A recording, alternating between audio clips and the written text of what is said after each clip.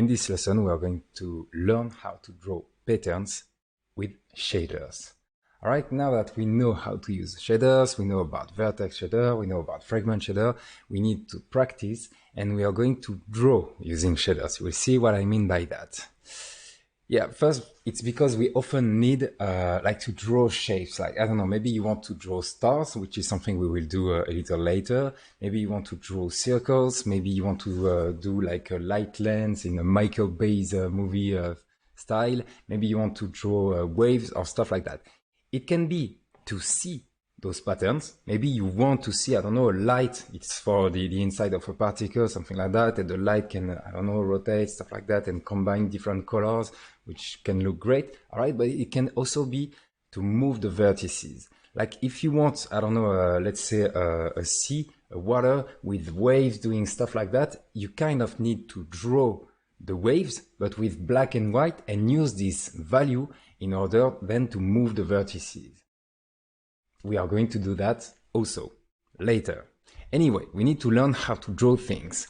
We could use textures, that's true, but the problem of the textures, first you have to load the texture. So it can be like a really huge and long texture to load. Then you have to provide it to the GPU. It will kind of overload the GPU if you put too much texture, so it's not that good for performances. And also you don't have control over it. The textures cannot be animated. If you want to tweak the values of the frequency of the waves, or maybe the star, the rotation of the star pattern, stuff like that, you won't be able to do it unless you go to, I don't know, GIMP, Photoshop, and you change the pattern on that. So you will get more control, and you will be also able to animate those. Just like we animated the flags, so it was kind of a wave pattern, and we animated this wave pattern. You cannot animate the same way by using textures. Yeah, the problem is that to draw, all we have are coordinates. I will show you that, but maybe you can guess what coordinates, and our mathematical skills. Well, what mathematical skills, you might ask? You're probably as bad as me in math. Do not worry, it's going to be about practicing, just trying to find the right value. You will see in the next part that I'm not that good. I just need to tweak the value until I get something right. So if you are good at math, great, you're going to be you're going to go fast. If not, do not worry, it's just about tweaking and testing value unless you get the result you want. We are going to draw many patterns from very simple gradients. All right, we are going to start very simple to very complex, like Perlin composition combining with sinusoid stuff and very complex things. But we will start simple and then do complex things. It's the perfect opportunity to practice and to learn how to use the function I talked about in the previous lesson. There was some kind of a clamp, mix, step, cos, sin, we know those. We are going to learn those. It's a good way to practice. So the setup, as you can see, all we have in the setup is a plane looking like purple. All right, great. We have a shader material already set. So this is the one we are going to practice creating the shaders again in the next lessons, but this one is already set up. So this is a shader material, not a raw shader material, meaning that we already have some uniforms, precision, stuff like that, prepending also attributes prepended to the code. We are going to have a look to the code next. The shaders are located in the shaders folder than the test folder, because there is only one test material. So it's this one. This is your, this is your JavaScript here. So it's script.js, then the shaders folder, then the test folder. Here is your vertex. Here is your fragment. We are going to spend most of the time in the fragment, but still we are going to do some modification in the vertex. Anyway, you can open those, open the vertex, open the fragment, and we can go forward like that. All right, cool. First, because we are going to draw, yeah, by the way, we're going to draw on that plane, meaning that I will ask you to draw a gradient, then some squares, then a star, then some Perlin shape stuff, sinusoid, complex thing inside that on that plane. So it's going to be in the fragment part, all right? It's going to be over there. Currently, all we have is this. If I change the value, I don't know, I put 1, 0, we get something like pink. All right, so we have control over it. It's functioning. But to draw on that plane, we are going to use coordinates. And maybe you guessed it, we are going to use the UV coordinate. And it's usually like that we do draw shapes on a plane. So, the UV are attributes. Maybe you remember, don't do it, but I can just show you, look at my screen. So we close this. Geometry, attributes. I'm going to show you the geometry attributes. We have the normal, the position, and the UV. All right, this is the UV coordinates. There is not much to say about this one. Anyway, we can access the attributes here. So let me guess. Yeah, by doing, you know that we have to do attribute. It's a vec2, so I'm inside the vertex shader, and UV. This is the way of fetching, retrieving the UV attribute of each vertex. I save, I get an error. What did I do wrong? Well, it's because I'm trying to get the UV, but I already got it because it's a shader material. Don't forget that. So if you look at the code right here, maybe I can just increase the console. The error is UV redefinition. Yes, it seems like when we added this, we had an error. And if you look closely, we see that in the prependy code, so this is not my code, as you can see, it doesn't look the same. We have a position normal after, we have something about tangent, before, and something like tangent after, but still it's exactly what we wrote here. And it's because we're using shader material, and shader material prepend all this code. And then we added this one. This is our attribute vec2 UV. So we don't need to do that. What we need to do is send it to the fragment. And to send data from the vertex to the fragment, we use varying, like that, singular. It's going to be a vec2, so we keep the same dimension. I'm going to say that. VUV. I always prepend by V, I think it's better. And then what you can do is VUV equal UV, so you just update this varying. You save, you get a warning telling you that you created a varying, but you are not using it in the fragment. So the next part is in the fragment. We're going to fetch the varying. Do you remember how we do that? We just write varying vec2 VUV, exactly the same definition here, varying vec2 VUV. You can see that it's exactly the same between vertex and fragment. And then we can use it. So I just save. All right. I'm not using it right away. I'm going to lower this. We don't need, so we still have an error because we are getting the UV, but we are not using it. So it's, the WebGL and 3GS is pretty smart here because he knows that we are not using it, so we better just get rid of it. We are going to use it, obviously. So the UV. Maybe you remember about the UV, so it's about 2D coordinates, and it's used to place textures or stuff like that on the geometries.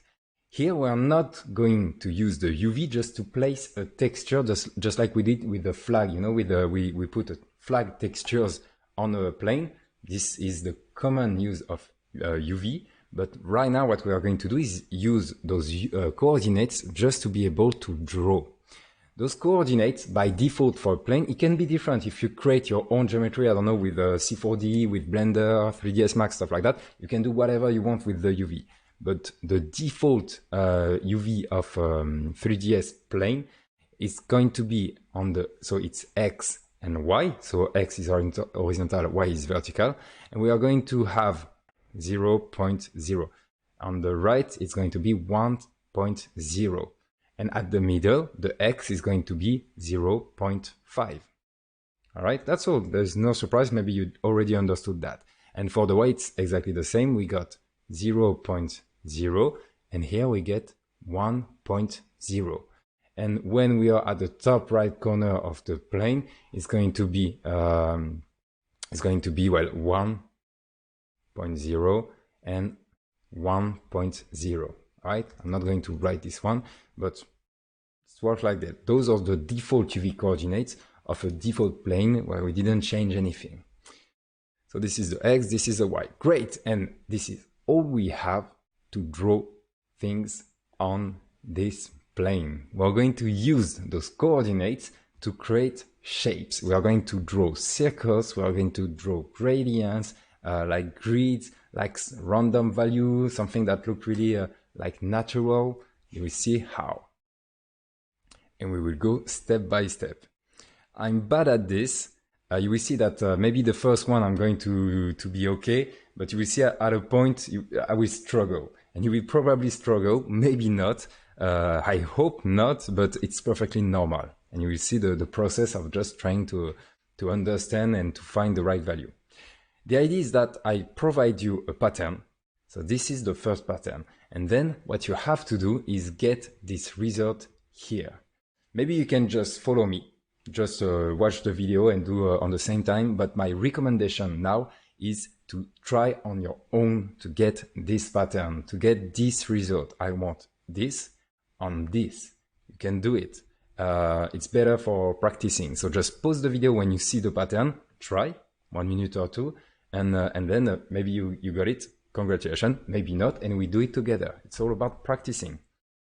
It's not a test. So yeah, I showed you the answer anyway. To get this result, we already did it. Maybe you remember from the previous lesson. What we are going to do is inside the GL_FRAG color, put the two first value with the VUV. So it's going to be VUV_X and VUV_Y. And 1 here. So we are not going to play with the alpha. It's not that important. We could, but it's not that important.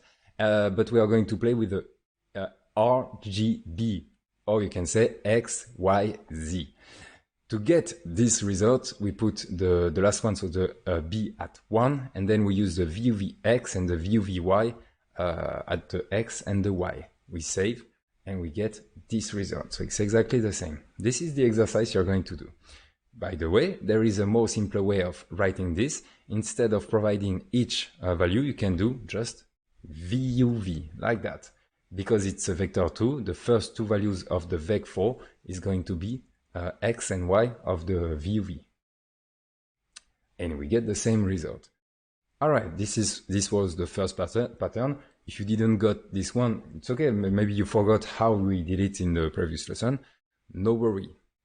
The pattern number 2 looks like this. How can we get that?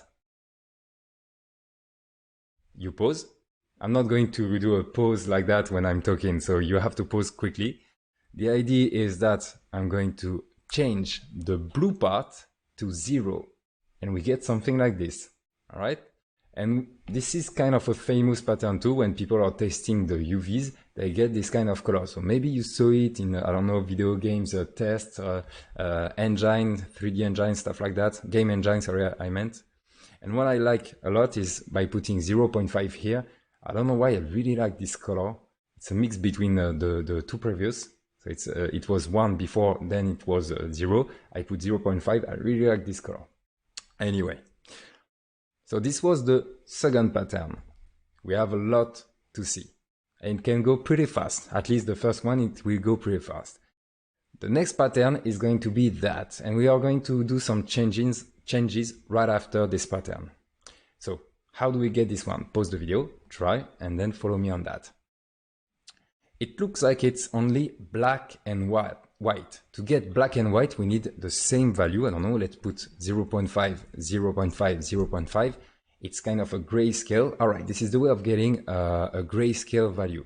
We have to use the same value on each of the RGB, not the alpha. If I put 0.2, it will look darker. If I put 0.8, it will look brighter. But right now we have some kind of gradient. And as you can see, it's a gradient that starts at 0 and then it's going to increase from the left to the right. And we already have a coordinate that increases from the left to the right. It's the VUV_X. It starts at 0 and on the right it's 1. So you're going to use not just a value you put here, you're going to use the VUV_X. We use that VUV_X on R, G, and B of the color, and we get that. All right, I think you're starting to see how we are going to draw with that. This is the base. We have coordinates, and by using mathematics, by using the right value at the right moment, we get what we need. Next one. Oh yeah, no, by the way, little changes we're going to do here, little change we're going to do here. Right now we are going to draw only a black and white pattern so that we can just focus on the shape, not combining R, G, and B. It's just easier to focus on the shape. Later we're going to play with the color, stuff like that. We're going to mix those shapes with color, you will see. But because we are going to use grayscale black and white result, we are going to instead of writing the result here every time, what we are going to do is create a variable. So it's going to be a float, and we are going to call it just strength. And the goal of the next pattern are going to set the strength, because we are simply going to use that strength on R, G, and B of the frag color. All right, I just moved that.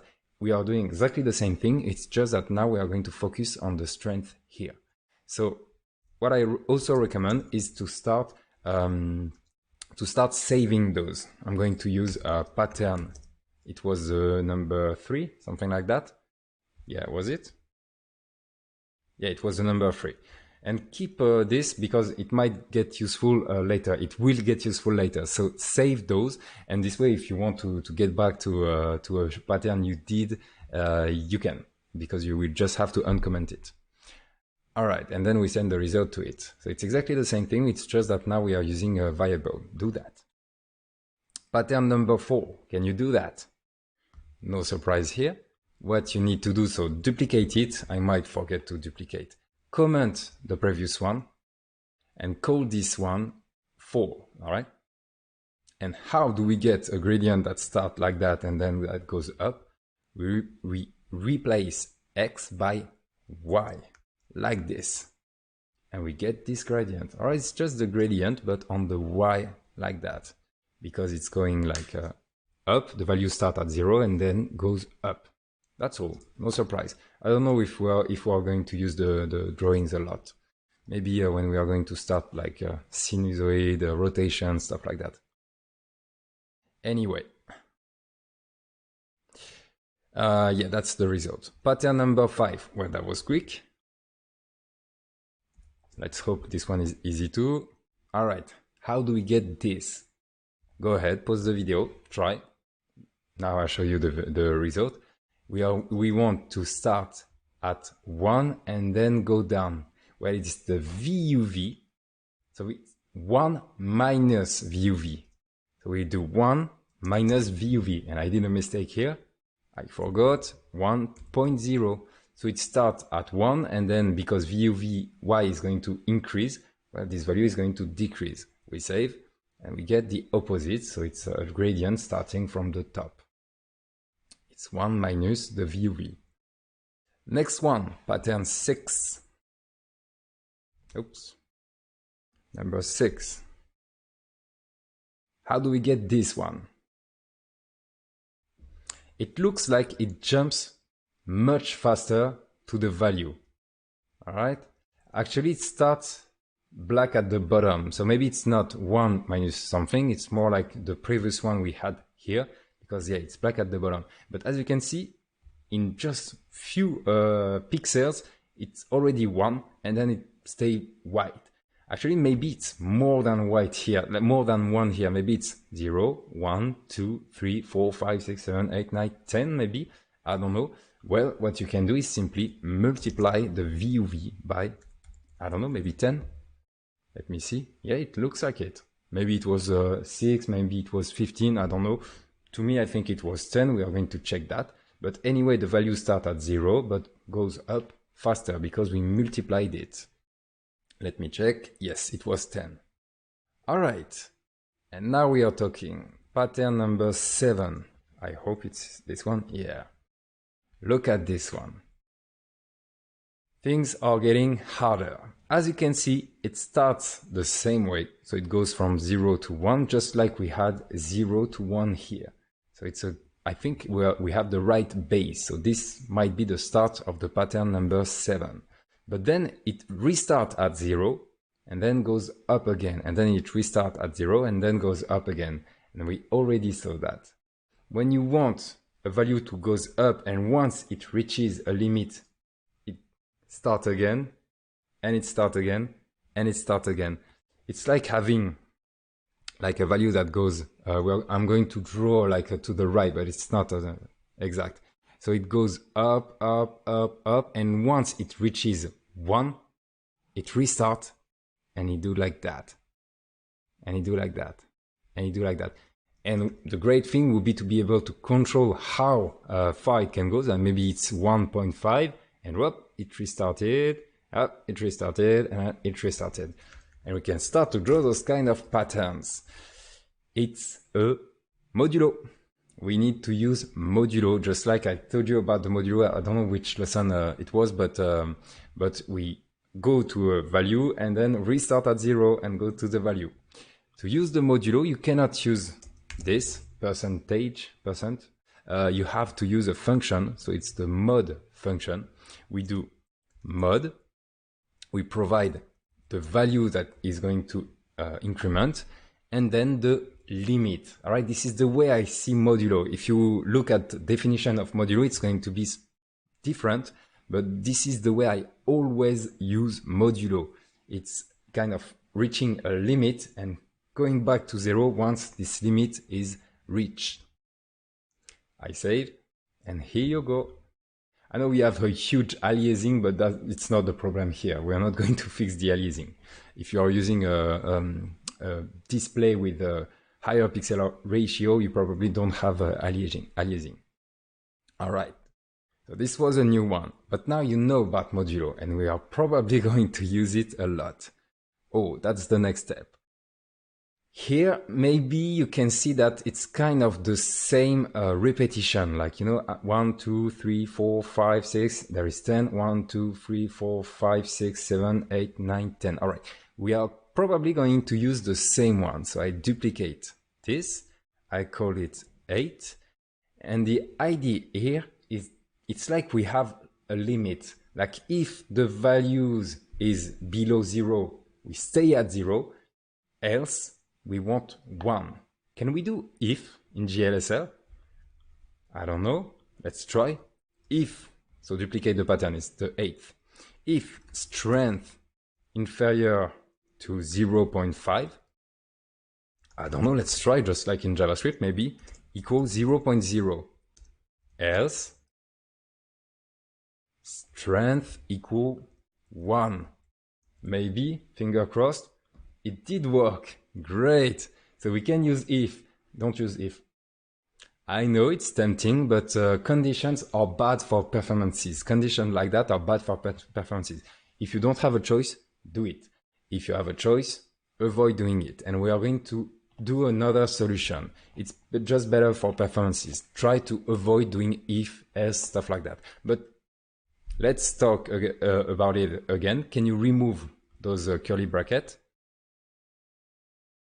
Yes. So if you want to use them, you can. Can you do like a ternary condition? I don't know. If ternaire. We say that in French. If ternaire. So it looks like this. So it's like asking a question. If the answer is yes, I want this value. If the answer is no, I want this value. Can we do that in GLSL? Yes, we can. Great. This is cool. We can do that. But still, this is like a if you can. Avoid doing a if, and we are going to avoid it by doing strength equal, and we are going to use a step function. All right, and the step function, it's like when it reaches a limit, it will be 1, and before that it will be 0. So it's kind of the same thing. So you provide first a limit. So my limit is 0.5, and then a value. So it's my strength. If the value is below 0.5, step is going to provide me 0. If the value is above this limit, it will, the step will provide 1. So it's kind of the same result, but we are not using a if. We save, and we get the same result. And the funny thing is that we can play with this one. It's about controlling the pattern. So if you want to do a if, maybe when you begin, when you're a beginner, do if, it's okay. But if you want to optimize things, you better use those kind of function. Better for performances. Pattern, next pattern, it's going to be the 9th, pattern number 9, and it's this one. And the great thing with doing patterns in GLSL in the fragment is that we can just control things. Like if I put 6, you will see that, all right, the black part is bigger. If I put 3, it's mostly the white part. So here I think it's something like 8 maybe. Yeah, it looks like it. So we just change the step limit. So if it's below 0.8, if strength is below 0.8, it's going to be 0. If strength is above 0.8, it's going to be 1, which is why we get this result. All right, next one. So it's going pretty fast. We're going to spend more time on the next one, unfortunately, you will see. Number 10, we have this. I think you can guess what we are going to do. So I just duplicated the 9. It's not on the Y, it's on the X. All right, that's all. We are using the X value to control the pattern. Great. Next one. So it's going to be the 11. I always duplicate, but sometimes we are going to cut and start in a new pattern technique. So this one is 11. And we get this. Can you guess? It's a combination between the previous one and the new one. So let's go try to do it. The problem is that you're starting to have a lot of code here. And this is where there are many ways of doing it. I will do it, it's a mix between my way and the way I want to show you how to do things. And yeah, it's going to look like that. The idea is that we are going to combine them. So what I will do is that I will take the mod and put it inside the step here. So I take this value and put it inside the strength, and I just use it like that. It's exactly what we did, but in one line of code. This way we'll be able to combine them more easily. What I want to do then is to combine with the one doing horizontal lines. I will simply add to this strength the same formula, but using the y-axis, like that. This, and as you can see, oh, never mind, we have to add it. I say add, but I wrote equal. So we start with this one. It's exactly the same as before, but written in one line. So it's a step, and inside the value here, it's my modulo. As you can see, it's this modulo.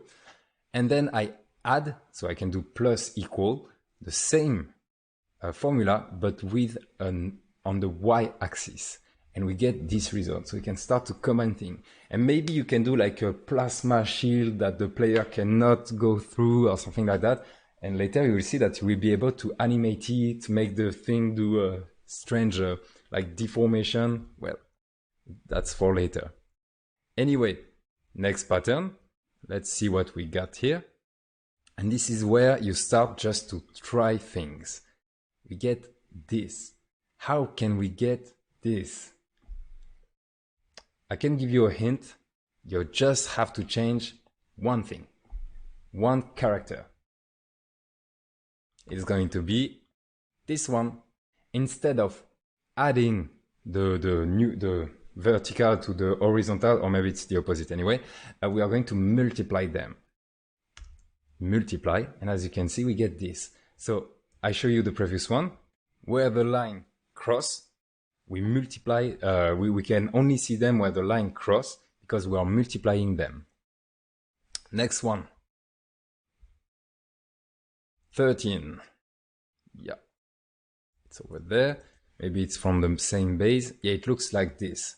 All right, it's kind of the same thing, but it looks like it's larger. Here is the perfect moment to show you that I will just test values. I don't know which one is doing what. I think it's this one, yeah. I think I have to play with maybe this value. All right, I think it's the step. Maybe not. Let's try. I'm going to put 0.2. Yeah, that was the right value, but I used the wrong That was the right position, but I used the wrong value. I think it's more like 0.4. Yep. So I just changed the step of the first one. Maybe I can show you what it was. It was this one. All right. So the first one, I just changed the step. This was the previous result on the X.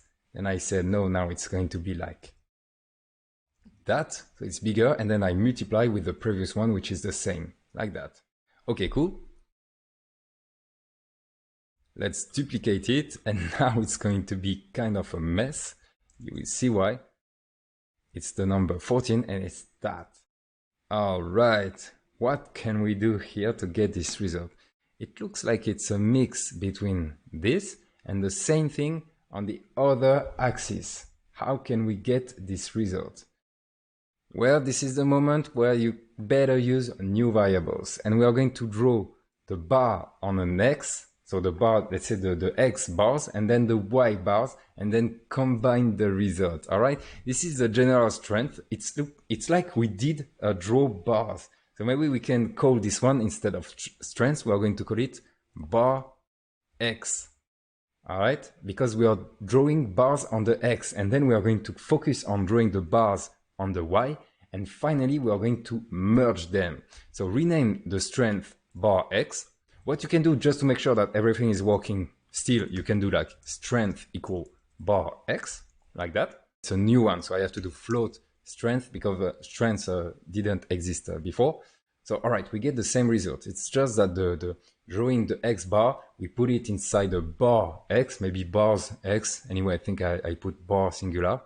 And then we are putting it there. Then you can duplicate this part and focus on drawing the bar on the Y. All right, we don't care anymore about this one. We'll get back to this little guy later. For now, we can even comment it and rename this one bar Y and show it by changing the strength.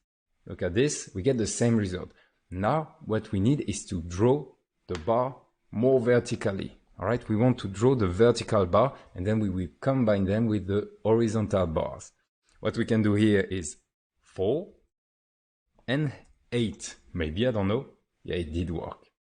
All right. I just focus on drawing vertical bars, and I just inverted this one and this one. And we get this. We have the bar X, we have the bar Y. Should we add them, multiply them? I don't know. I'm going to try to add them. So it's bar X plus bar Y. So the strength is a combination of them. And yeah, it's working. Great.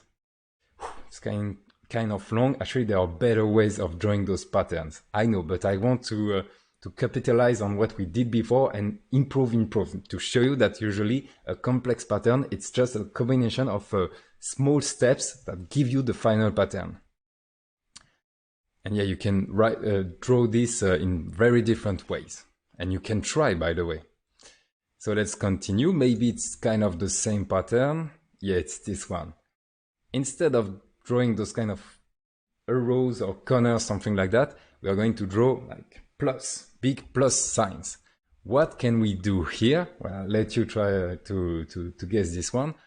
I think it's just about offsetting the values. I'm not sure about this one. Like really, trust me on that. I'm not sure about how to get this one. So I'm going to try I'm going to focus on the Y. I want my Y, so the bar Y, so the vertical bars, to move a little on the left. What can I do here? Maybe I have to move this one, minus 0.2 maybe. Yeah, something happened. Maybe it's plus 0.2. Oh yeah, it's it. All right, that was lucky. I really didn't know what to change exactly, but the VUVX, I just offsetted this result by using 0.2. All right, I'm not even sure this is the right way of doing it, but still it seems to be working. So yeah, why not? It seems to be working, so let's use this one. And can I do it on the X too? So for the X, I think it's going to be on this one, because we did it for the bar Y, so the vertical bars, I change on the modulo using the X coordinate. And for the bar X, so the horizontal bars, I think I have to change it on the Y. Let's test. Yeah, it did work. Okay, that was really lucky. It was kind of random, but still it did work. I'm not sure it's 0.2. Let me check if we zoom on it. No, it looks like it's perfect. I would have thought maybe 0.25. Let me check with 0.25. No, this one is wrong. Still kind of nice. 0.2. Yeah, because the thickness is 0.4. All right, that's why. And I won't lie to you, this is the way I do it. I'm bad at math. I just try stuff until I'm happy with the result. And at the end, it always makes sense. Like oh yeah, it's 0.2 because I have to offset this one because I'm taking care of the vertical one or the horizontal one. And it's 0.2 because it's half of 0.4, and 0.4 was the thickness of the bar, and it kind of makes sense. This part probably went too far for you. Anyway, it's just about practicing. If you tried, this is already great. This is already great. Next one is the 16. All right, we can forget about this one. It got really complex. I insist on the fact that there are more simpler way of writing this. So let's comment this one and create a new one.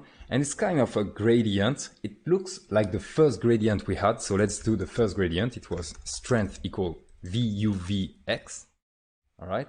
And we had something like that. So yeah, that's not very far from this one. So pause the video, as always, try to do it. Maybe what I have to do is kind of offsetting it. I can try plus 0.5. No, it's the opposite. Now it got even brighter. Maybe it's minus 0.5. Oh yeah, so we have a part here that is working. So we have a values that goes from, maybe I can show it to you. We had a value that goes from 0 to 1. So it went 0 to 1 like that. It was 0 to 1. What we did here is minus 0.5. So it goes from minus 0.5 to 0.5 like that. So at the middle, it's 0. What we can do here is use an absolute value. This way it will do from 0 to 0.5. This one won't change, but this one will go from 0 to 0.52 because this one was minus 0.5. We use absolute values. We tell we want only absolute values. If something is negative, you will get a positive value. So it will go positive there and positive there. All right, cool. Let's try this one. I'm not sure about it, but I think that's the solution. We use the apps function. It's not math apps, it's just apps. We save, let's see the result. Oh yeah, that's it. We offsetted the value, and then we say we want only positive value because on the left it was getting negative, and we said no, we want positive value. All right, cool. I forgot to write pattern 16. So pattern 16. The next one, I think it's close to this one, so I'm going to keep it. So it's 17. And it looks like this. Oh, how can we get this? Well, you can guess that it's going to start with this one. All right. And you can see that there is this pattern, this vertical pattern, but also the horizontal pattern like this. And in fact, maybe you would have focused on this part here, like it's brighter at the diagonal, something like that. No, in fact, it's just a combination of the vertical of this and the horizontal of this. And to do that, what you can do is maybe multiply them. I don't know. I'm going to do multiplied by y. What do we get? No, that's not it. Maybe we should add them. There is some idea, but still it's not that. Divide? No. Minus? No, still not. In fact, this shape you can see, it's the minimum value between the horizontal one and the vertical one. Look at this. You probably could not have guessed it, but still, if you did, great job. But you have this, you have this, and this pattern is the combination of the minimum value. All right, it's the minimum value between the two patterns you just saw. And we can use minimum. I'm going to cut this one. I do min, and then I provide two values. So it's going to be the x and the y. This is the base shape. Then we use the y I have to change it, this one to y, and it's the minimum value, and we get this. All right. I know you probably could not have guessed this one, which is why we are learning it right now. All right, the next one is the 18. This one you can guess, I think. I'm not sure of it, but I think it's what I have in mind. This is the maximum value. All right, it's a combination of the previous gradient and the same on the vertical axis, maybe horizontal, vertical anyway, but this time it's going to be a max. And yeah, it looks like that. All right, yet again, if you didn't know about this, you probably could not have guessed. Anyway, this is why we are practicing.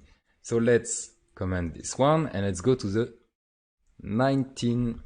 Yeah, it's going fast. Great.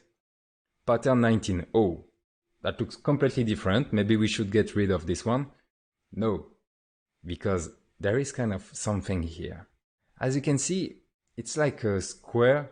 It's funny because it's like a corridor, and we can see like a ghost at the end. Anyway, but we can use this pattern to get this pattern, and we already know what to use to get that. So just pause the video and try to find something from the previous part that can be helpful to achieve this result. And to achieve this result, we are going to use a step. Because the value is going from 0 to, I don't know, maybe 0.5. It doesn't look white, so it's probably 0.5. So we're going to use a step, and the limit is going to be something like 0.2, 0.3. So put all of this inside the step. So I cut it, I put a step. First, I think it's the limit. Yeah, you have to provide the limit, not the value. So let's try 0.2, and then what we calculated in the pattern 18. And yeah, we get this. Is it 0.2? Let me check. Yes, it's 0.2. All right, it's exactly the same. Good. So we can like draw frames. We can draw a square, but in fact it's more interesting to talk about the white part. We can draw the frame, and it can be the frame of anything you want. Pattern 20. All right, what's that? So it's funny because there is a much more simpler way of doing it, but still we are going to do it by using what we have here. So I'm going to duplicate here because it looked like it's starting with what we have here, and it's a smaller one. How can we get this? Well, it's a combination of two opposite squares. I insist on the fact that there is better ways of doing it. So maybe you did it in one line of code, a much simpler one, but we are going to capitalize on what we have before. And what I'm going to do is create another square that is the opposite of that. Look at this. I'm going to comment the first one. So this one, this is the square. You can see it here. Sorry, it's the previous one. What I'm going to do is do the opposite.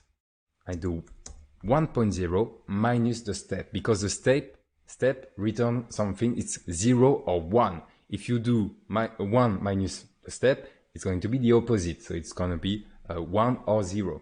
So if I save, you can see that I get the opposite. I know there is better ways of drawing a square, but anyway, you can get a square by doing that. And here we're going to change its size. We're going to change it slightly. We can do it like maybe bigger. Is it bigger or smaller? I don't know. We will see. So as you can see, I have this square. It's slightly bigger, and I have the opposite, which is slightly smaller. And as you can see, look at this edge here. I'm going to switch between them. Look, it's right here. There is a part in our squares where we can combine them. We are going to multiply those two values. All right.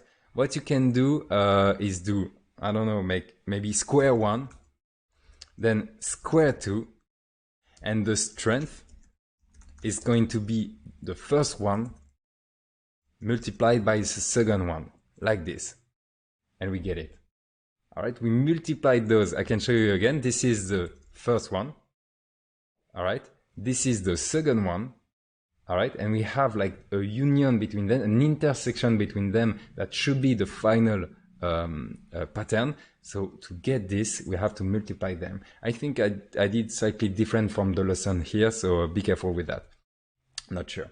Anyway, it's getting harder. I know that. The next one is this one. All right. Every time it gets really hard, we go to another exercise. So great. It's going well. The next one is going to be the pattern 21. Pattern 21.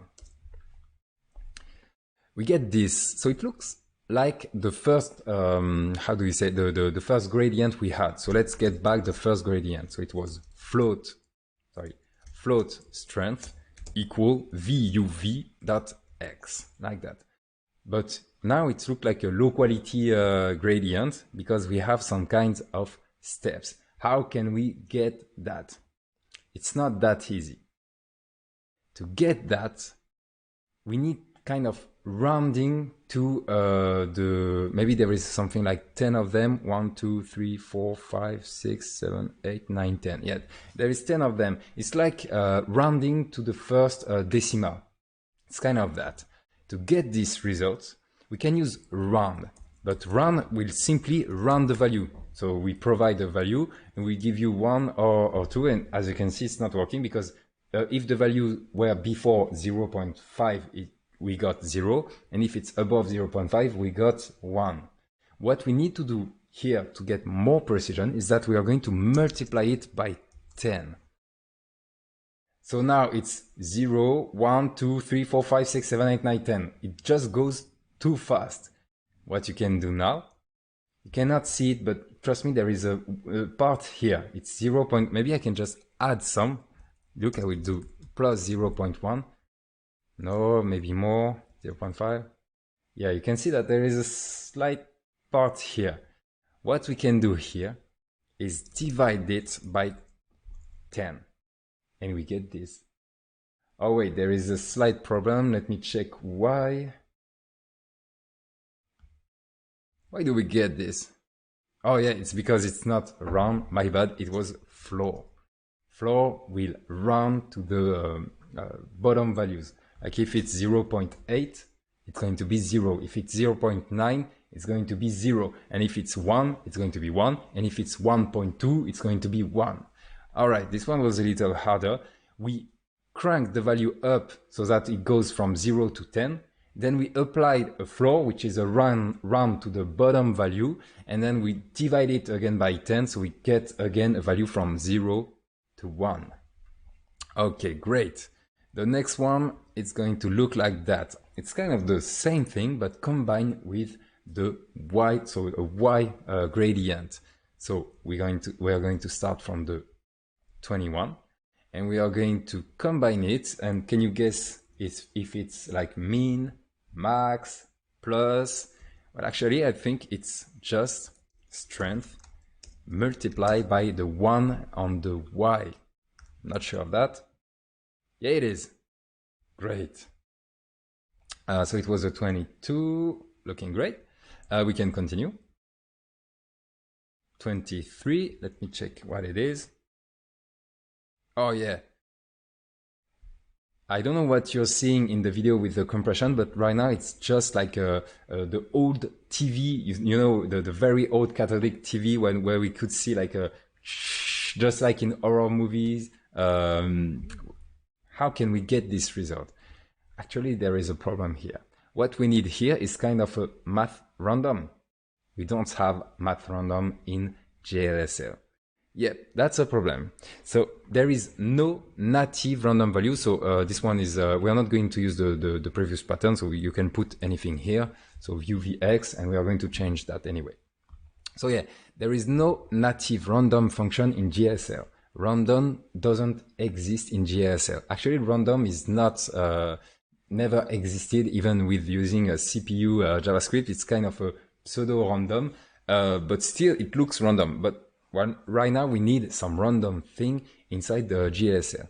And there is just a function. This is the function. There is multiple function, but this one is probably the most used one, where you provide a vector to, and it will give you back a value from 0 to 1 that will look random.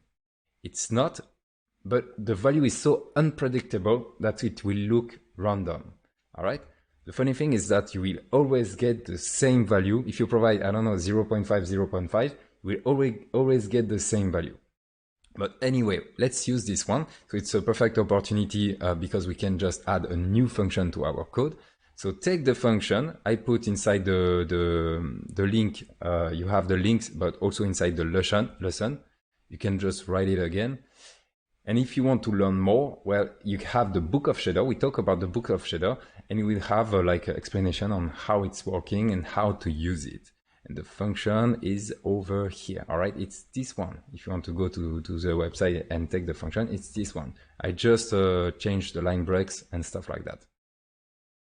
So yeah, take this function, put it before your main function, save just to make sure that there is no error. So no error right now. And we can use this function. And to use this function, we're going, instead of using that, we're going to do random. It's a function, so you add the parentheses and you provide VUV because you need to provide coordinates, 2D coordinates. So it's a vector to this random and we get something like that.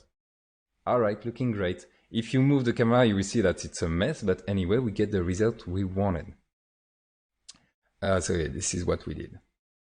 Next one, it's kind of the same thing, but with big stuff like that. All right, we get like big random values. The values won't change if I move the camera in this. The black one will stay black, the gray one will stay gray, and the white one will stay white. But still, it's kind of random. You can guess that it's a combination of the one we just did here and the previous one. I can show you the previous one. It was this one. All right. The idea is that instead of providing the VUV, we are going to provide this coordinate. This way we get the same value here. For every pixel here, we are going to have the same coordinate because you can see that it's the same color. The gray is the same here, than here, than here, than here. So we need those as the coordinates that we send to the random function. So let's go. I'm going to call it, let me see. I want to do a close to the lesson. Yeah, it's going to be like that. We are going to create a new UV. We are going to call it vector, and it's going to be grid UV. And it's going to be a vector, like that. And for the X, we are going to use the X we had at the beginning where we had, strips, vertical strips, like that. We can put under it. And for the Y, it's going to be the same thing we did with the Y. All right, this is what we did before. This is the pattern we did before, but instead of multiplying it, I use the horizontal stripes as the Y of the grid UV and the vertical stripes as the X of the grid UV. And then we provide this vector to grid UV to strength the random method. And we get an error. What did I do wrong? Or you can guess it. I forgot a semicolon right here. And we get that. And funny thing is that we get exactly the same pattern. And if you can refresh, you will always get the same pattern because it's pseudo-random. This is not true random.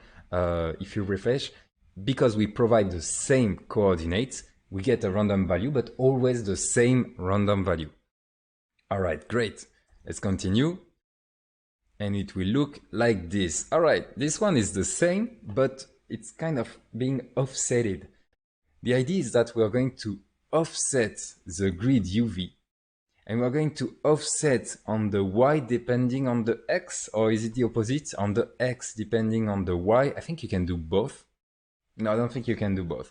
Anyway, let's just try. So it's going to be the 25th, sorry.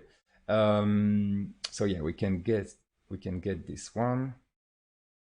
Oh yeah, okay, that's it. We are going to offset the VUVY depending on the VUVX. All right, the VUVY, as you can see, it looks like it goes down or maybe up anyway. The VUVY changes depending on the VUVX. So we have to change maybe this one, and I will do, I don't know, I will just try. You know what? I will just try VUVX. So I add the X to the Y of the grid UV and I get not the right value. All right. So maybe it's like that. Oh yeah, that's it. And can I do it like that? Yeah, that's it. There are many ways of doing this, so it's really up to you where you want to put it. I think I did it differently in the text version, but yeah, that's kind of my limit. I just try until it looks good or not. It's way too strong, so maybe we can just use 0.5. And yeah, this one is looking exactly the same. Yeah, that's it. It was 0.5. All right, that's a way of doing it. Great. And you could have do it differently. I think in the lesson I put it like maybe over there, and it was maybe 0. Multiplied by 5. Let me test. Yeah, okay, that's the same result. It's the same, actually, mathematically speaking, it's the same thing. Okay, which one is the next? Okay, as you can see, yet again, it got really hard. That was my personal limit. Let's try a new kind of pattern. And it's going to be this. How can we get that? So let me just get something on the screen. I'm going to use vuv.x. All right, we get this. So as you can see, it's kind of a dark spot at the bottom left, and then it goes to the white, and over there it's fully white, and it continues like that. To get that, it's actually more simple than what you can think. It's the length of the vector. It's the length of vuv, because vuv is 0, 0 here. The further you go away, the higher it is, but it's in every direction. So it's from 0 to 1, it's from 0 to 1, it's from 0 to 1 that way. All right, this is just what's happening here. Let's clean a little. Yeah, you know what? Let's clean everything. Maybe we will need it later, especially with angles and stuff like that. So it's just the length of the VUV, because it's starting from the bottom left corner, and then it increases with the distance. How can we get the length of the VUV? Well, what you can do is simply length VUV, and that's all. And it's working. Great. You can get the length of a vector 2, of a vector 3, of a vector 4. It just provides you the length of the VUV. So here it's, white, because it's 0, 1. Here it's white, 0, 1. And because it's the length of a vector, it goes in every direction in a way. So we get 1 here. We get some kind of circle. And we are going to draw circles. All right, it's the exact same pattern, but starting from the center. There are many ways of doing that, and I think I went for, this one. It's going to be, actually I will show you the two main ways of doing it. What you can do is offset the VUV by doing minus 0.5, or is it plus? No, it was minus. This is one way. By doing minus 0.5, it's like it's starting from the center. So 0, the VUV 0 is going to be at the center here, where I have my cursor. So the 0 is going to be there, not there as it was before, because we did minus 0.5. So this is one way of doing. Another way of doing it is by using the distance. We are going to use the distance between the VUV. So this is the VUV, and we're going to ask the distance from, I don't know, a point anywhere we want. So the point can be here, the point can be here. It will provide us the distance between those VUV and the point. So we are going to use distance. We provide the VUV at first, and the second parameter is going to be vec2, and the center is going to be 0.5, all right? I don't have to do 0.5, 0.5, I can just do 0.5, and the value will be used for the x and the y. And the funny thing is that we can change the position of it. I can put 0.2. 0.2 is supposed to be over here, so it's working. I can put different value, like 0.8 on the y, and it's here. Maybe I want it on the bottom right. I can do 0.8 and 0.2, I think. It's on the bottom right. I can play with that. So it's the distance of the UV coordinate and a point I chose, and I chose to put it there. So it's the coordinate over there. For us, it's 0.5 because it's starting at the center, but you can do whatever you want. So, okay, it's right here. Great. Next one. 28. We did more than the half. Oh, sorry. So this one was, oh, wait. Did I do a mistake? 27. Oh, I did change the previous one. Yeah, okay. Let me get it back. My bad on that. So this one was the length. This one is the 27, like this, and it was this. And now it's the next part, it's the 28th. All right, that's the one. And we get 28. My bad on that. You probably didn't do it wrong. So how do we get this? Well, it's kind of the opposite. So you know how to do the opposite, just like we did at the beginning. There are multiple ways of doing it. The term opposite can mean a lot. But what we can do is 1 minus the distance. So it starts at 1, and then we subtract the distance. So it starts with a bright value, and the further we go, the lower the value. Then this one. So it looks like it's the same but smaller. Maybe we can just multiply it, like I don't know. That's not the same. That's a good idea to just multiply it to reduce it because it goes faster, because we're doing 1 minus this value where it goes faster. But if you want this, it's a very specific formula. You have to start from a very, very small value. I don't know the exact value, but I will start with 0.01 and divide it by the distance. And we get something like that. Yeah, it's too small, but maybe I can change 0.2. Yeah, this one looks more like it. Let me check what is the exact value so we get exactly the same thing. It's 0.015, like that. All right. I won't be able to explain you this one. It's if you do a graph, it's kind of the value starting at extreme values and dropping really fast, and then getting close to 0 and staying close to 0. And it's just really useful if you want to create like a point light effect, like it's a star or something like that, and you can control it with this one, this little guy here. You can just change the value and you get very different results. All right, and it looks like this. Very useful if you want to create stars and stuff like that.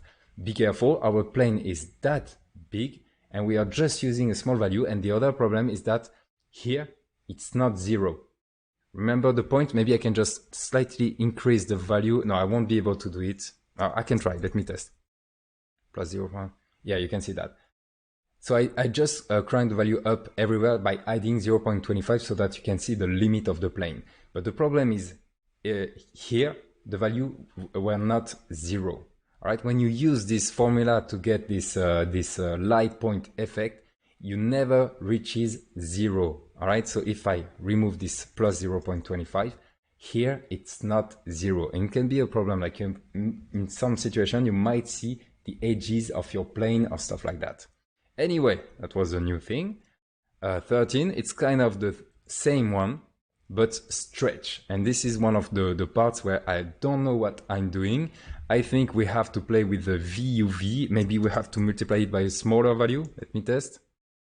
Oh, everything is gone. So maybe we have, oh, it's just on the X. So we have to be careful with that one. By the way, it was 30, like that. I don't know. I really don't know. I think we have to create a new UV. I'm going to do vec2 light UV. I'm not sure where I'm going. I'm going to do vec2 here. Don't forget the semicolon. And I'm going to start with the same one. So it's X and Y. So this is the exact same thing. As you can see, I create a new one based on the previous one. So it's the X and the Y, and I didn't change anything. And then I'm using it. We get the same result. But right now, I have more control over the X and the Y. I don't know which one is the right one, but still we can try. I'm going to do multiply by 2 maybe. All right, it got squeezed. So if I do multiply by 0.2, it got stretched probably on the right, 0.5. Yeah, see, we have something here. We have something here. Maybe we have to offset it and then do minus 0.5, like that. Maybe plus 0.5. All right, it was plus 0.25. All right, we can stretch it, so it's half of it. So maybe if I do 0.2, it got stretched a little more. And then because it's 0.2, this one is half of this one. No, it was not this one, so maybe it's 4, 5. Yeah, this one is better. All right, like this. As you can see, I'm just testing, and I'm quite sure I did a very different formula inside the lesson. But here, this is the way I do when I cannot really figure out how to change it. There is some meaning in that, because this one is 0.2, and we start at 0.5 and do minus the half of this one. All right, so if I do 0.1, this one is to be 45, because it's 0.5 minus half of this one. So there is kind of logic here. I can understand the logic, but I don't know why exactly it's doing that way. And on the y, maybe it's different. So it was bigger. So maybe I have to do 0. Is it supposed to be bigger? So it's 1.5. It will change its position. Oh no, actually you have to stretch it also. So we can do 0.5. Yeah.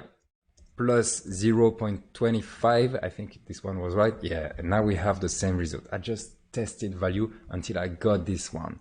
Good mathematicians probably just cried seeing what I did here, but it's my way of doing it when I don't know. And see, I got it. So it's at the end, it's what's important. All right, cool. Let's continue. The next one is going to be strength. Sorry. So this was the result, and as you can see, it's not the same. Yeah, I did think quite differently here. Yeah, anyway, let's continue. Oh, this value was not the same. Yeah, I also changed the strength for a bigger one. Anyway, it's just one way of doing things. So what's that? How can we get that? Maybe you can guess that, in fact, it's a combination of the two previous one. All right? So let's try to get this one. So I have the light UV, it's going to be a mess. So I'm going to duplicate it. I'm going away from the lesson right now. Anyway, let's try to improvise. We have this one. I will put it in one line, just to get everything in one line, like this. So it's the light UV, I'm going to call it X because it's like this beam. X, X. All right, we get the same result. And then we need a 1 going up like that. So I'm going to duplicate it. I'm going to call this one like float light X equal and use this value like that in order just to separate the X and the Y and put this one here. All right, we get exactly the same thing. Why I did that? Well, it's just like we did before. So in order to do the same on another axis. And I'm going to use VUVX. So this one is going to be Y. So I change it here and here. We don't care about this one anymore. Then the light X, it's not going to be light X, it's going to be light Y. And we get on the Y, so we have to change the X, it's going to be Y here and X here. I know I'm going fast, but it's because I don't even know where I'm going. Anyway, it seems to be working. Great. And then we can combine them. I don't know by using what. I think we need to multiply them. So it's going to be the X multiplied by the Y. Finger crossed. Yeah, we did it. It's not exactly the same because in the previous pattern, I kind of messed and I went far from the initial path, but still we get the same pattern. Not the exact same shape, but the same pattern. I know it was fast. And the next one, it's the same, but being rotated. Oh no, what can we do to get this one? So let's duplicate everything. Obviously, you can refactor once you're done with it. You can just combine them and put it in one line and maybe mutualize some operations. So this one is the 32. And what we need to do now is to rotate this shape. We are not going to do it mathematically on what's existing here. What we are going to do is rotate the UV coordinate. You see that UV coordinate we are using for the light UVX, light UVY, stuff like that. Instead of using the VUV, we are going to use a rotated UV. And to do rotation, we could spend like a half an hour explaining how to do a rotation on a point. So you have a point and you rotate coordinates on that point. I'm not good at it. I'm not an expert at all. And it will take half an hour. So instead, we are going to use a function. All right. So is it the 32? Yeah, it is. So you duplicated the previous, we get the same result. What we are going to do is take this rotation, you can take it from the lesson, just scroll a little on the page and take it, or you can just write it again. And we're going to put it, so pause the video, get the rotation function, it's on the lesson page, put it there, just like we put the random value. And to do a rotation, it's a mix of cos, sin, and offset at the right moment, at the right place, with which point is the center, so the pivot point. It's all about that. And right here, what we want to do is create a rotated value. We can use it, just use it in order to see that it's working. So we are going to create a, I think it's rotated UV. So we create a new rotation. And we are going to do, let me check. The name is rotate. So it's the new function. Its name is rotate. And to do the rotation, well, you provide the UV coordinate as the first parameter. And then you need to provide an angle. And for the angle, I don't know what I'm doing for now. I will just put, I don't know, 1 watt. Well, maybe you can guess. And at the end, you have to provide the pivot point, and we want to rotate on the center. All right. If we have a point here, we want it, no, let's say like right here. If we have this point here, we want it to rotate on the center right here. So we want it to do something like that. All right. If we have a point here, we want it there, because we want our shape that looks something like that to look something like, it's hard to draw, like that in a way.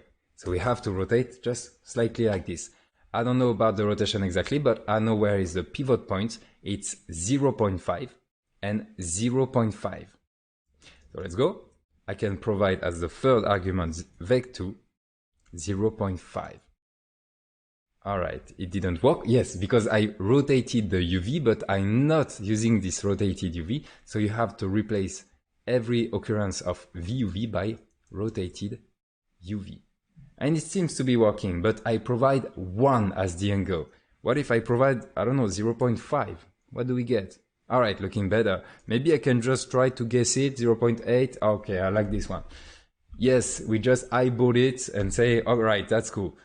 Instead, you can guess that we are using, we need pi, because it's radians. We need to use pi. Can we access to pi? I don't know, let's just do pi maybe like that. No, it's not working. Maybe pi like that? No, maybe it's a function? No, you don't have access to pi like that. You're going you have to provide it. So you can do it. We can do float pi equal, and see it's 3.14159, something like that. It's actually true. And we can then use it there. Yes. Well, you can take the code I provide you in the lesson. So maybe we can put something like that. It's more precise, and use it inside the angle here and find the right value using pi. Yes, we can do that. It will work. But because pi is a value that will never change, it's a perfect opportunity to show you the define. When you have a value that will not change and you would just want it to be available, you can create a define. So let's go. Usually we put the define at the very beginning of the code, and we say hash define. You can call it pi. I like to just call it pi. Some people will do mpi.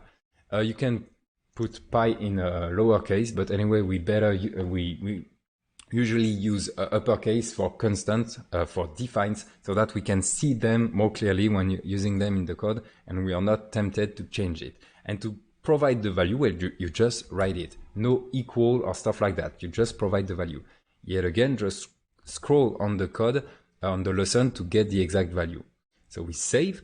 And now, how much of a rotation we want to do? Remember that this is the rotation we want to do. It's this part here. So we start from this, and we want it to go there. All right, it's that angle here. Pi is doing that. All right, it's half of a circle. Sorry, up, up, up, up, like this. This is pi. So how much of pi do we need here? So this is over there, over there, over there. Yeah, it's 1/4 of pi. We want to rotate 1/4 of pi. I know angles are not easy for everyone. They are not easy for me. Anyway, it's 1/4. So we can do, instead of trying to eyeball the value here, we can do pi multiplied by 0.25 or divided by 4. It's up to you. And we get the exact angle. I know it's the same result because we were probably pretty close. Math pi multiplied by 0.25. Yeah, it's 0.78. We did 0.8. I know that's close, but now it's perfect. It's the right angle. So yeah, that was a big one, probably very far from the lesson. Anyway, next one, it's going to be the 33, so it's pattern 33, like that. And it's circles now, and we actually can draw it quite easily. We are going to use, I think, it's the one we had before. So strength, it was the distance between the VUV and the point, which is VEC2. So it's the center, this one. So we start from this one, I think. So as you can see, we did that one before. Remember, it was over there. We get the distance of the VUV coordinate from the center, and the center is 0, 5, 0, 5, because it starts at 0, 0 and at 1, 1. So the center is 0, 5, 0, 5. We did this one. But how can we get this pattern? You know that. Remember when we draw our first square, we have to use a step. So step, then the limit, I don't know, maybe 0.2. I'm not sure of it. Let's see. And then we provide the same value here. All right, that's it. It's not 0.2, it's 0.25 maybe, so that it's bigger. All right, we did draw a circle, kind of like we did draw a square. The 44 is going to be this one. How can we get this one? Well, I think the start is kind of the same. Maybe it's the distance. Can I start with the distance? Yeah. And remember the gradients, like we had a gradient that goes from 0.5, 0, 0.5. Well, it's kind of the same thing here. Maybe I can do like minus 0.25. Let's see.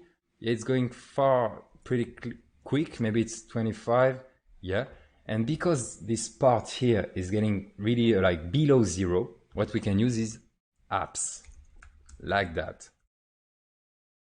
Yeah, looking great. I think it's this one. This one looks a little brighter. Let me check if it's the right. Oh, sorry, it's 34. No, that's the right value. It's just the compression of the image, maybe.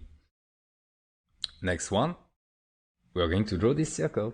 So we have almost everything here. It's a combination of the two things we did. We just need to combine it with a step. So step, you provide a limit, maybe 0.1, and then the value, and we get something like that. And it looks much smaller, so maybe like that. All right, it's 0.01. This is a way of drawing a circle. Who knew that drawing a circle could be that hard? Indeed. And I think the next part is going to be the opposite, exactly. So sorry, it's 35. This one is going to be the 36. And to do the opposite, well, because the step returns a value which can be 0 or 1, we do 1.0 minus that to get the opposite. So instead of having 0, we have 1, and instead of having 1, we get 0. 37, all right, it's like it's starting to look strange. So this one is kind of the same pattern, but with variation like that. And you know a pattern that do that, it's a sinus. So we're going to apply sinus, and it looks like the sinus changes with the x, all right? So we're going to apply a sinus on this one. We are changing the UV coordinates, so we are going to create a new one. Let's see the name of it. It's going to be waved UV, all right? That's such a great name. So we are going to change the UV. So we are going to create a new UV. So it's vec2 waved UV equal vec2. And we are going just to take the UV here. So it's going to be VUVX, VUVY. Right now I'm doing the exact same. I'm just kind of duplicating the VUV and using that wave UV here. So we get the same thing. But now we can modify this wave UV. By the way, you cannot modify a varying All right, you cannot just modify varying, you have to create something new using the same properties. So because it's on the X, yeah, it's on the X, but it's moving on the Y. See, it's moving on the Y depending on the X. So I think we have to change it over there. And we have to do the VUVX and add some sinus to it. It's probably going to be way too strong. And the sinus will vary depending on the VUVX. Okay, maybe it was it. Maybe not, I don't know. Let's try to have fun with it. I'm going to multiply it. I think that's it, yeah. And the amplitude of sin, remember it's from -1 to +1. It's way too much because my UV is going from 0 to 1 and 0 to 1. And we had a huge amount that can go from -1 to +1. So it's too much. Just multiply it by, I don't know, 0.1. Okay, that's pretty good. It's doing the thing, but maybe the strength, I think it's enough. But the problem is the frequency. The frequency here is much bigger. Let's try 30. Oh, okay, that was 30. Perfect. And you get this result, and you can have fun if you want, maybe 100. And you get this kind of spooky. But anyway, let's keep the 30 like that. Okay, that's cool. The next one is, what did I do here? Yeah, let me check the values. Yeah, 30, 0, 1. Use that wave UV. Yeah, that's all. We are close to the end. Hang on, guys and girls. We are almost at the end. So, 38. Hang on. It's this kind of the same deformation, but also on the X. Well, because we have it here, let's just take this formula, the sin, and put it there. And instead of making it change on the X, we're going to making it change depending on the Y. And yeah, that's the exact pattern. The next one, 39. I know it's a long thing. Take a nap, do some pause. Go at your own pace. It's important. Don't force yourself to learning things. You need to rest. Oh yeah, I really like this one. How do we get this one? So is it the 40? No, not yet. It's the 39.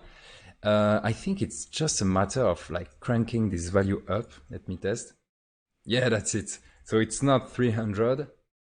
Okay, I think it's 100. And yeah, it's looking great. Did you imagine you could draw something like that by using shaders and sending a program to the GPU that would change a plane on a library that can do much more? I mean, it's completely crazy. Anyway, looking great. Yeah, if only we could animate this. Just saying.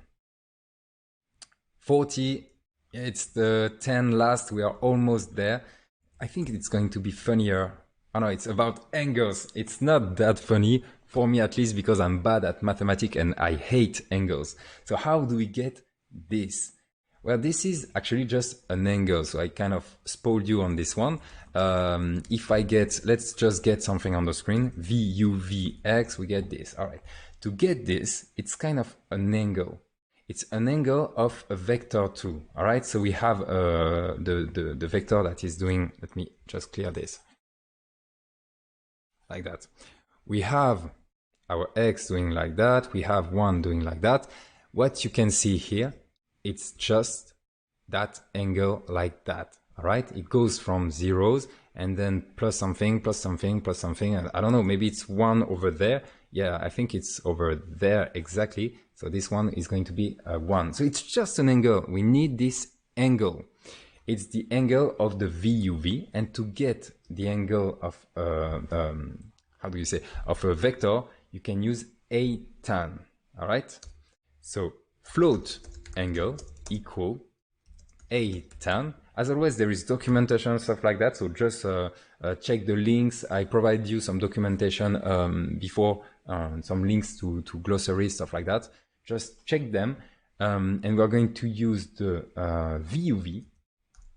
Yeah, the A10, I think you have to provide 2 values. It's not a vector 2, which is kind of strange. There is probably a reason for that, but anyway.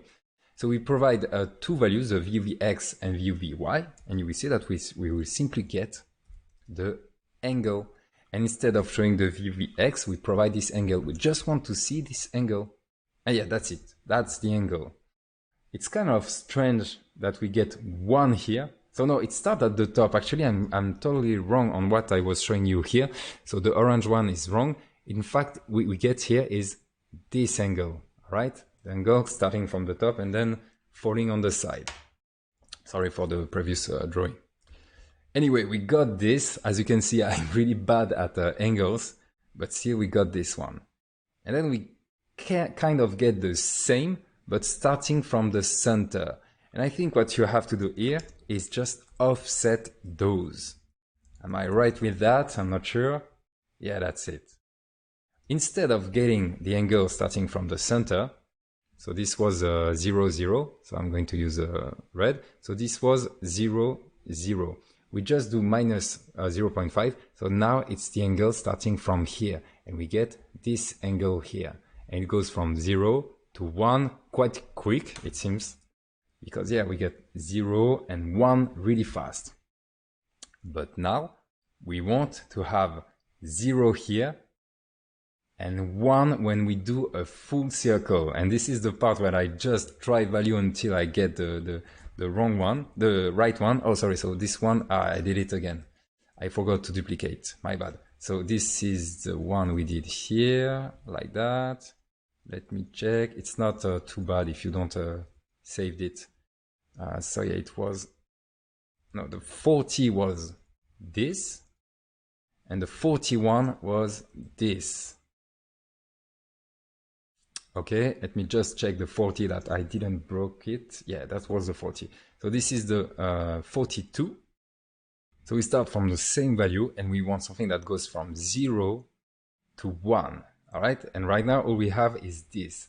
So we are kind of far, but still we have an angle. I don't really know, but one thing I know is that I'm going to use pi. Remember the pi? We need this one. Maybe I will start by doing angle. You see that it's going too fast. See, it's 0, 1. Okay, it's already too fast. Maybe I can just divide it. So divide by pi. It won't be enough, but still you can see that it takes more time. But still it's going way too fast. So maybe divide by 2 times pi, like that. Don't forget 0.0. Yeah. So this is the right value. It's just that it's starting here. So maybe I can just offset it and do angle. I'm just trying, I'm not sure. Oh no, I have to add pi because I want it to start at 0. So you can see that it's probably minus pi here, 0 pi. I think that's the problem. So I will do angle plus equal pi in order just to add more. No, that wasn't the right thing to do. I know. 0.5 maybe. Yeah, you can see I just tested it because I divided by 2 times pi. It was going from minus 0.5 to positive 0.5. So I just needed to offset it a little to get from 0 to 1 on a full circle like that. It's looking great. Okay, cool. I think I did it differently in the lesson. Anyway, let's capitalize on this angle. So as you can see, it's kind of joining what I already say about values. I like values that goes from 0 to 1. It's always better to have clean values that are not impacted by the rest everywhere. So the next one is going to be this pattern, and we already did that. It was with just a gradient, but this time it's not on a gradient, it's on an angle value. And what we need to do now is do a modulo, so strength. So you have to multiply it. So multiply by 10, 10.0. So as you can see, it will go like way too fast. So it just crank up really fast. It's probably like 20. We are going to see. And then what we want is that when it reaches 1, it starts again at 0. It reaches 1, start again at 0. Reaches 1, start again at 0. So to do that, you can use modulo. So angle equal modulo. Modulo, I always forget if it's which one is the first value. Let me check. Yeah, so it's the value. So it's going to be the angle. And the limit is going to be 1. All right. When it reaches 1, I want it to go back. All right, looking great. But instead of 10, maybe we can do 20. Yeah, I think it's even more. Oh no, it's I think that's it. Yeah. And if you want to have fun, well, have fun as always and send me those. And we can see some moire pattern. I don't know if you can see the moire pattern. Because we're perfectly centered, it looks really strange. Yeah, that's crazy. Sorry. Anyway, let's continue. 44, we are still capitalizing on the angle. So let's get back to the angle. So 44, like that. My angle, I can remove those multiply by 100. Oh, sorry, it was not 100. It was, which I think it was 20. All right, I fixed the 43 to get the right value. And this one is 44, and this one, so I remove this part. So I remove the multiply by something and the modulo, because I just want my angle back. All right, this is my angle back. And what I'm going to do here is get a value that goes up. It looks like it uses the angle to go up and down, up and down, up and down. You see this pattern before? It's a sinus. So let's try. Maybe I can do, this one is going to be just a far-fetched, like I will just try values. So the strength is going to be a sin of the angle. I don't think it will look great. All right. And I just multiply the value by, I don't know, maybe 50. Yeah, that's it. All right. I think we are going to have a problem anyway, but let me check. Yeah, it's looking great. Let me have a look of the solution. No, that's it. There is no trap here. We can just do 100. Never mind. It was much easier than what I thought. But yeah, the value, we use the angle and apply a sin on it so that it does something like that. All right, cool. The next one, yeah, I knew it was going to be this one. The next one is a combination of what we saw. It's like a huge combination of a lot of things we saw. First, it looks like it's a circle, but the circle is being, the radius is changing depending on this value we have here. So let's get back to the circle. I don't know which one it was. Maybe it was, let me check. It's probably a step with an abs. Not this one, not this one. Let's find abs values. So this one is waving. Yeah, it looks like this one with a step. All right, that was a 35. So this was a circle. So we get back to our circle. I don't want to write it again. So it's 45. So it was this one. Yeah, but it's the opposite. So 1 minus this. So we get this. All right, we start with the circle. And then we are going to change the radius of that circle depending on, let me show you, the previous value we calculated. All right, we're going to use this value to make the radius change. Hang on, I really don't know where I'm going here, so let's try. I think we can create like a radius variable, and the radius is being controlled over, I think it's over there. Yeah, that's the one. So this is the radius. So the radius is that. All right, I put it there. Let me check if I get the same result. I get my angle. And as you can see, if I put 15, it's going to be smaller. And if I put, I don't know, 45, it's bigger. So I can control the radius here. And what I'm going to do is use the thing we did right before in the previous pattern to control that radius. What I'm going to do is simply take this part, past it, and instead of calling this one strength, I'm going to call it sinusoid, like that. So if I save, it didn't change anything. I just have the sinusoid value, and then I will add the sinusoid value to the radius, like that. And it's working, it's just way too strong. So I will do multiply by 0.1 maybe. And yeah, it's looking better. 0.02. Yeah, that's it. I think it's the exact same one. So this part is the same as before. It's the sinusoid thing. Instead of saving inside the strength value that I use then to show something, I just save it inside the sinusoid variable. And then I change the radius of my circle depending on the sinusoid thing. I know it was hard. And when it's too hard, we get back to different concepts. So yeah, we are close to the end. It's the 46. Let's go. And it looks like this. What is that? I don't know. Let's just put something on the screen. I will do pattern 46 and do float strength equal, I don't know, v uv.x, like that. I wrote it wrong, I think. Yes, trends. All right. What is that? It looks like clouds or maybe a water on the floor or something like that. This pattern is called purling noise, and maybe you've heard of purling noise. If not, don't worry, I'm going to explain you. Purling noise can be used to recreate nature shapes like clouds, smoke, water, fire, terrain elevation, stuff like that. Maybe Minecraft terrain elevation is using a purling noise. It can also be used to animate things like the grass. You know, the grass are moving. They are not moving like that. They are moving like that with a slightly offset between those, and it looks just great. So you can use purling noise to mimic a nature algorithm. There are many purling noise algorithms, like really many different one, and it really depends on what you want to do. If you want the purling to tilt so that you can put the same purling on the side and it's seamless, if you want a very performant one, and how many dimensions you want, because you can have 2D, 3D, and even 4D purling noise, and probably more, but I never use more than a 2D purling noise. So you have to choose the right one. And there is a website. There is I think it's a GIST, a GitHub GIST. Yeah, that's the one.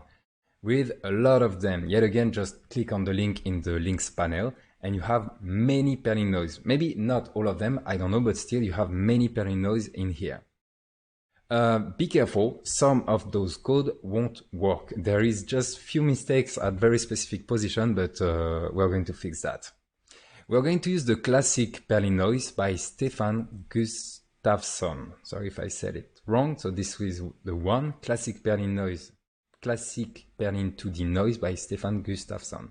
So you can take it. I like to keep the name of the author of this purling noise because it's normal, and it stopped there.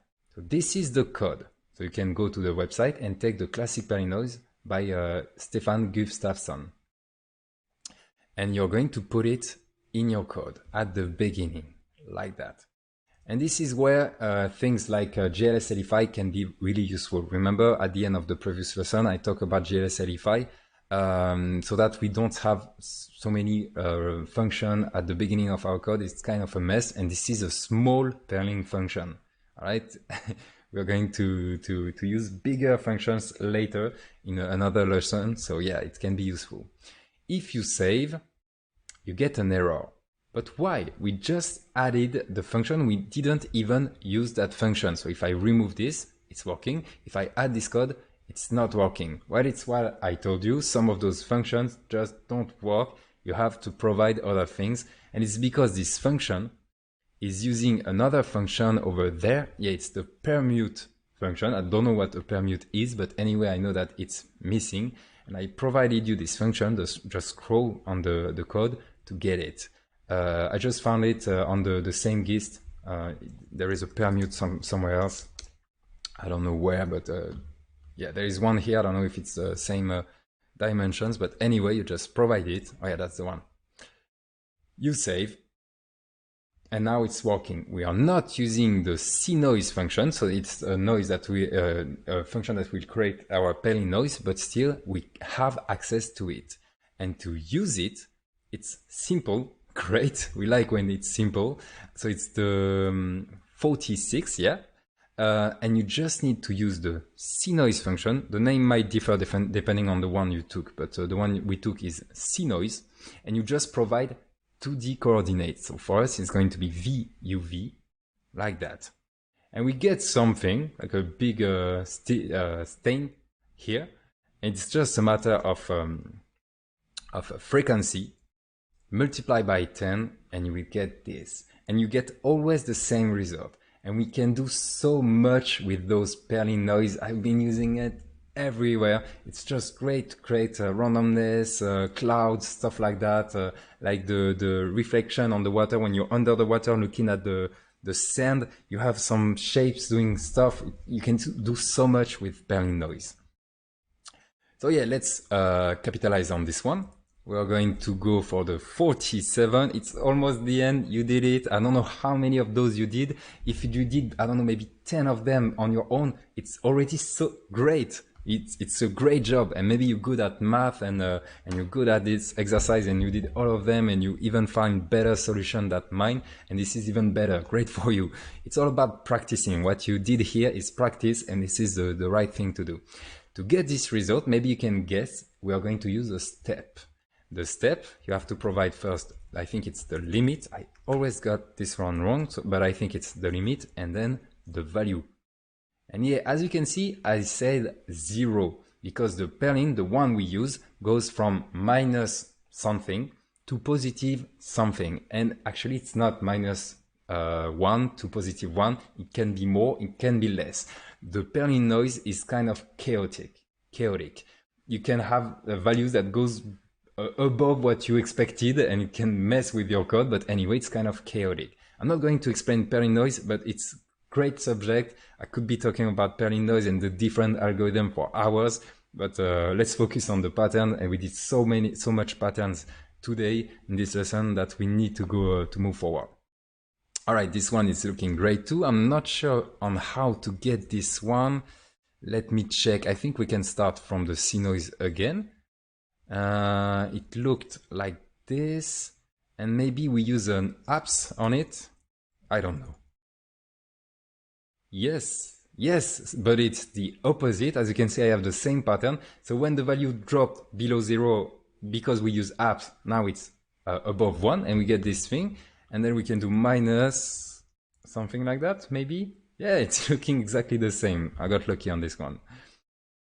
So it was 48. And then there is the 49, like that. Let me check. Oh yeah, looking great. I don't know. I think we can start from this one. And yeah, the value goes from minus something to positive something. And we are going to use this value, and I think we are going to apply a sin on it. So because the value is just like incrementing randomly, we should get something that looks like that. I don't know, maybe it's a bad idea. Let's see the result. Sinus of it. I didn't change anything. Maybe we need to crank up the frequency. Yeah, that's it. I don't know if it was 20. It looks like it. Sorry, I had the console open for a long time. Yeah, we get the same pattern, but still you can play with it and try to animate it. Please do animate this one, send new uniforms and play with it. All right, we are almost done. 50, that's it. And we get that. So it's just sharper because as you can see, we have mostly gradients here. To get a sharp thing, I think we are going to use a step, maybe 0.5. So we're going to apply a step on this one.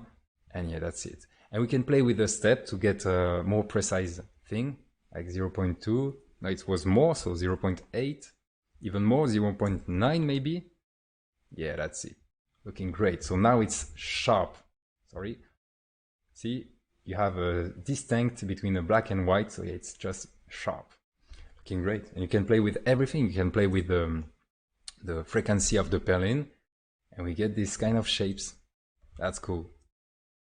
Use the Perlin. All right, it's over for the patterns. We have few slides to do next.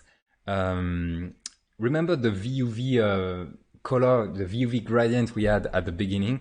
Let's use this VUV gradient on those patterns. So instead of black and white, I want this kind of blue purplish gradient visible. We're going to mix color. We can start with this one actually. To mix color, it's like the mix we did, you know, with the galaxy, with a color at the center, a color at the external part of the galaxy, and then we mix between the center color and the outside color. We are going to do exactly the same thing here. The idea is that we start with one color, so we can keep this strength. We are going to change what we do with this strength. So we start, I'm going to put a comment like colored version. All right. And here it's going to be the black and white version. And I'm going to comment this one and focus on this one. To do that, we first start with one color. So it's going to be a black color, but you can play with other color if you want. It's going to be a VEC3, and to create black, well, you just provide 0.0. Then we need another color. It's going to be the UV color. Remember that it was one of the first, but it was the first pattern we did. It was a VEC 3. It's the UV color. Just call it UV color equal. And we use, for the R and G, we use the V UV, and the B, we use this one. We use just one. You know what? Let's just show you again this part. So gel frag color equal, it's a VEC 4. Don't forget about this. And we use the UV color. I just want to show you the UV color again. And don't forget to provide the alpha, so the fourth value. And we get an error, my bad. VEC 4, UV color is this one. Strength, I don't know. I know we are not using it anyway. VEC, no matching overload. What did I? Oh, sorry, I wrote VEC. It's VEC 3 here. Yeah, this was the color. But I want to see my pattern instead of this huge gradient. So now the idea is that I'm going to do a mix. So it's a mix between black and UV, depending on the strength. So you do VEC 3, because we start from VEC 3 colors, mixed color equal, and we are going to use the mix function, and we are going to provide the first color. It's going to be, I don't know, black, maybe it's the opposite, or it's the one. Then the second color, and then the value that we control which one will be take. So if strength is equal to 0, we get black. If strength is equal to 1, we get the UV color. And if it's between those, well, you will get a mix between those. Let's go. And then we can use this mix color. No error, so great. And we get that. And this is looking great. See those colors? I really like those one. Anyway, we can also put the other one I like, which is with 0.5. Yeah, I really like this one too. And right now, what you can do is just test other things. Like, I don't know, maybe this one. Yeah, looking great. Maybe this one. Looking great too. And you can just test those and see the result with color. It was just to discover the mix. Anyway, we are almost done here. It's just that we have a bug. And we need to fix the strength. Look at the 11, 14, and 15. The 11 is over there. So be careful. If you uncomment one, you have to comment the previous one. So it looks like this. You can test with the 14 and the 15 too. And we get what we want, but not exactly, because look, it's just brighter between those. And this is because the value, so the strength value, so it was over there, the strength value goes above 1. And when you use in a mix, the third value is above 1, the value gets extrapolated, meaning that it will go even further than the second color. To do that, we need to clamp it, to add limits. We want to say, okay, you cannot go below 0 and you cannot go above 1, just to make sure of that. What we can do, instead of putting it here, what you can do, yeah, we are going to do differently from the lesson. We are going to put it there. You will do, I'm going to do it there. Clamp the strength. To clamp the strength, well, it's quite easy. You do strength equal, yes, GTR, let's not do mistakes. And you can do clamp. You provide the value you want to limit. So for us, it's the clamp. The bottom value is 0. We don't want it to go below 0. And the upper value, it's 1, just like that. And as you can see, the value, the strength cannot go below 1, and we don't get the value, the color being extrapolated. All right, great. You can go further. What we could have done is put those functions to draw circles, squares, stars inside functions, so that you can just take this function, use it in another code, and get the same patterns easily without having to find the part in the code. If you want to go further, well, you can keep practicing. Don't be afraid to create new shapes. It can take hours to get the right shape, but it's about learning, about practicing. And then what you can do is try to add new uniforms, because we just like put values 100, 3, 4, 5, stuff like that. But you can try to put uniforms in order to control those values, to control the patterns, and even animate those parameters, and even animate those parameters. Some of those shapes would be great if being animated. All right, take a nap first, And then let's try to animate those things and send me the result. I can't wait to see what you're going to do. See you in the next lesson.